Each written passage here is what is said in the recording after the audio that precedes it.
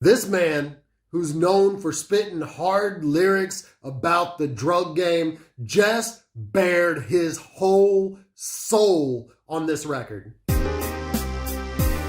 Go subscribe, yeah, subscribe. Hey, what's up, y'all? Welcome to Brews and Reviews. It's knowledge.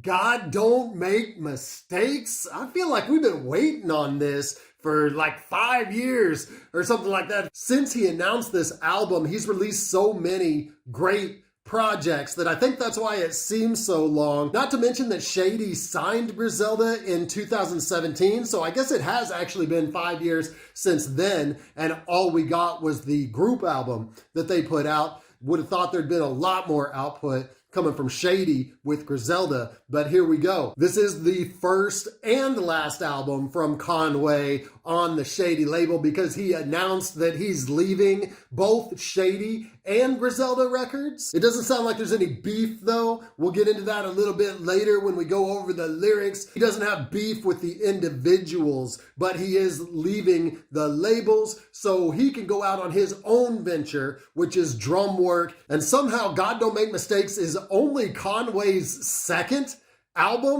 studio album. He's released approximately 1,672 mixtapes and an equal number of EPs. So he's got all kinds of material out there, but this is officially his second album. And I think when he gets on those projects that he does call albums, then he chooses to be a little more versatile with the lyrics. And from the name and title of this alone and the concept on the album, you realize that this may be one of his most deep lyrically projects, if not the most deep and revealing project that he's released to date. And the concept all begins with the first track. It's called Lock and Load, and it features Beanie Sigel. And that's very fitting because this album is about surviving from tragedy and moving on and getting better. And if you don't know, Sigel got shot in a drive-by shooting and had a lung removed. Only having one lung is pretty much a career-ending injury for a rapper, but he's still here. He's here to drive home Conway's point. I don't think I've heard him on anything since that happened, but Conway went and got him because he knew how fitting it would be to the concept. Conway jumps on to further that concept over a trademark dark Derringer and beat Butcha beat. He says, "Ever since them shot me, I just stopped giving a fuck." Yeah, that's a lot what this album's about, but he puts it even more eloquently as we go further into it. Tear Gas, we got a really nice beat here. Conway goes to pretty much write his eulogy, saying he won't get his flowers while he's alive, and people will only realize his greatness after he dies. He's got a funny line, too, about a Russell Wilson type raising your kid, referring to Wilson raising Future's kid with Sierra. And we do get the two most ubiquitous feature artists of all time on this one track. That is Rick Ross and Wayne. They're on everything, and they have been for a long time, to the point that I don't think I've ever listened to a full Rick Ross album, and it's been a while since I listened to a whole Lil Wayne album, but they're probably in some of my most listened to artists of all time, if you're looking at Last FM or anything like that, just based on their solar features alone. Piano Love. This is the first single from the project, and it's produced by none other than the Alchemist. Al is going for his third consecutive year as producer of the year, already making a huge statement to that effort this year, and it's only March. Lyrics from Conway here, even though he puts forth a lot of emotion in his lyrics throughout the project, you know we're still gonna get the grimy stuff. In fact, he walks the line where he can express a lot of emotion and show his vulnerability in his lyrics, but at the same time, never lose his street cred or sound fake when he's spitting the harder stuff. That's a hard line to cross and a talent that very few MCs from history have had. And speaking of the hard, grimy stuff, he says, "We don't play fair. Drive-bys right in front of the daycare. We spraying hairpin triggers the FN on the waist there. Yeah, garbage bags wrapped around the K's there. Told you it's spooky. It's Camp Crystal Lake here." Drum work, best way to advertise artists signed to your label, and the name of your label itself is to feature them on a track that has the same name as your label. This is the Drum Work Showcase with Jay Skis and Love the Genius. They killed it on Sister Abigail, so let's see what they got here. Conway kicks it off on this Derringer beat that really gives all of the MCs some space, a lot of open space in the beat to work with.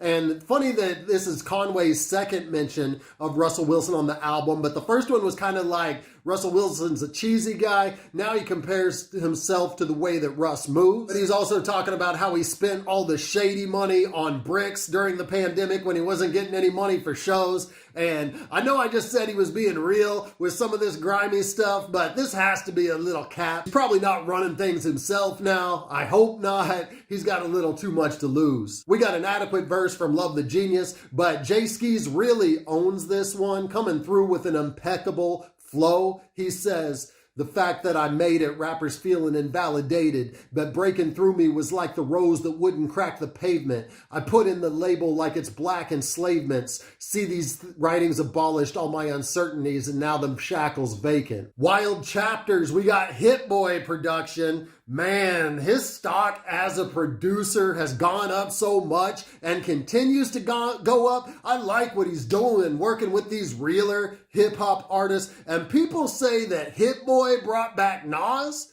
but I think that Nas really activated Hit Boy. He got him on a new sound, something more underground and really more respected by real hip-hop heads. Conway explains on this how he writes about his pain, and talking to his girl, he says, you know I got a good heart, yo, you seen it. Look at all the I look out for and people I'm feeding. Yeah, I had a son a little while after, and when he died, know it was hard for you to smile after. T.I. also coming through with his feature, having a nice flow on this, and understanding the point of the album as well. He says, in every loss you find a lesson, make life investment. Guilty, beautiful production on this track, and it just inspires even more introspection from Conway. This has to be a lyrical standout on the project, possibly the best lyrical performance of Conway's career. He says, doctor said the bullet too close to my voice box to try to get it out. You can't touch it, and I doubt there's anything we can do about it.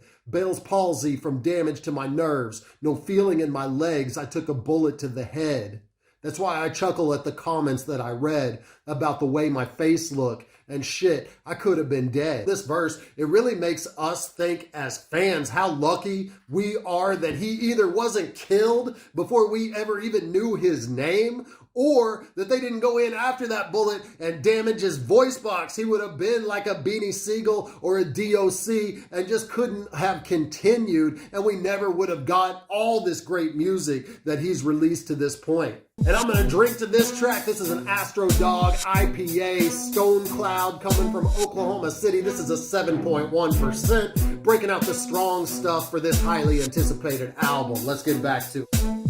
John Woo Flick. I've had this on repeat since it dropped. Classical Derringer beat, and I guess this is technically the last Griselda release with Griselda as a label, with all three of them intact until Conway left. Conway always has the best sports metaphors, and he packs a ton of them into his verse. And I really like this line, though. He says, Derringer compared to RZA. I'm compared to that'll stab you in the face with a pair of scissors. In other words, it ain't even about rap. Yeah, you compare Derringer to another producer, but you aren't even comparing Conway to a rapper. That's how hard he is. Benny also delivers with his verse. He says, in interviews, they asking real questions, like, is you still hustling? In videos, you using real weapons? And Westside Gun also sounds good. He's really grown on me since Hitler Wears Hermes 8 and Pray for Haiti. He'd sound crazy on any other type of beat, but that Griselda sound, these Derringer type beats, Westside Gun sounds so good over. Stressed. The sequencing on this album is really good to break up the sentimental tracks with the ill, grimy ones. I'm not feeling the chorus on this too much. It's a little awkward with Conway trying to harmonize. Heard him do that a little bit in the past. Sometimes it works, but it's not working here. Mostly, I think think because in the mixing, they felt they had to overdub him on top of himself a number of times, and maybe the real recording just didn't sound too good solo, so they got too many overdubs, and it doesn't sound right to me. But the verses more than make up for the chorus. He says, "And not too long after my cousin hung himself, I never told nobody, but I lost a son myself. Imagine being in the hospital holding your dead baby, and he looked just like you trying to keep from going crazy." And he doesn't stop there. In his third verse, he confesses that he was abused, he's an alcoholic, and he's depressed. He says, "They like, why you stressed, boy, you blessed. They don't know about the nights where I can't even get my rest, burning this kush while I pace, crying in the mirror every time I see my face." This man, who's known for spitting hard lyrics about the drug game, just bared his whole soul on this record. So much more, and the many sides of Conway continue to be revealed. He addresses his tweet being out of context when we all thought he was leaving Griselda, like the actual affiliation, even though it's family. We thought there were problems, but it just seemed there were problems on the business side. Of course, they're going to keep rhyming together. He's leaving the label to do his own thing. So he puts that to rest, and then he reveals also how he gives back to his community, but no one really cares about that side of his story. He says, "Spent 200 of my own bread giving back during COVID. Frontlines feeding families. Ain't ever promoted. Winter clothes for the kids and hot meals for the homeless. They post me getting arrested, but this side of me, they never show it." Chanel Pearls featuring the unlikely feature of Jill Scott, and she's actually rhyming on this one.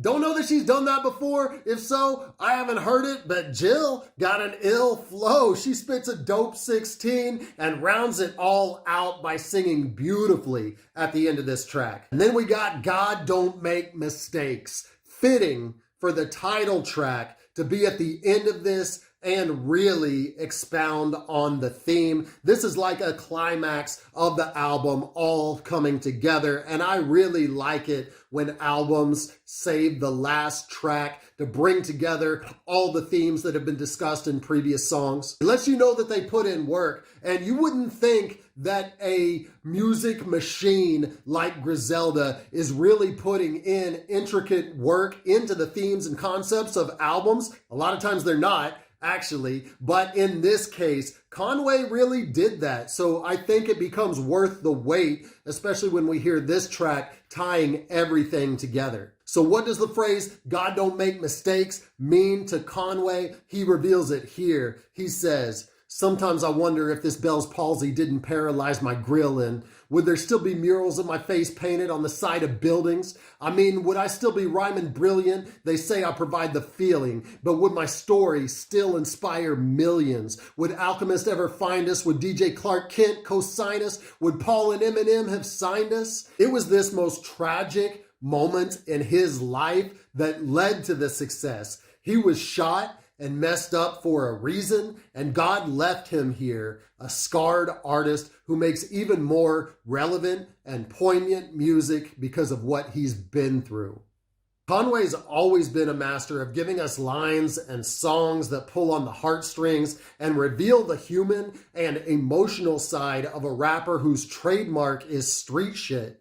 But this by far is his most revealing and open expression of his personal feelings. And because of that, I think people will connect to the lyrics even more than they did with his past work. It's raw and real. Yeah, I've heard some criticism of people not liking it. Maybe they're afraid of him changing or growing as an artist, or maybe they just don't like that he focused more on lyrics than some of the experimental flows that he's been doing on his last few projects. I don't know, but I find it hard to believe that if you go into this objectively, that you can really think that this is a bad project. He definitely solidifies his place as the best in Griselda, again, with this project. And I give this a 9 out of a 12-pack. Thank you for watching my review of Conway the Machine's God Don't Make Mistakes. If you like this, go ahead and hit like now and hit me up in the comments. If you didn't like it, also let me know why in the comments. I drop hip-hop and hops related content consistently, so subscribe to my channel now.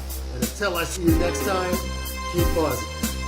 The man says subscribe. But if he's on his channel saying that somebody's album is better than mine, unsubscribe to him. No, your album's the best, man. There you go. Subscribe. Yeah. Subscribe.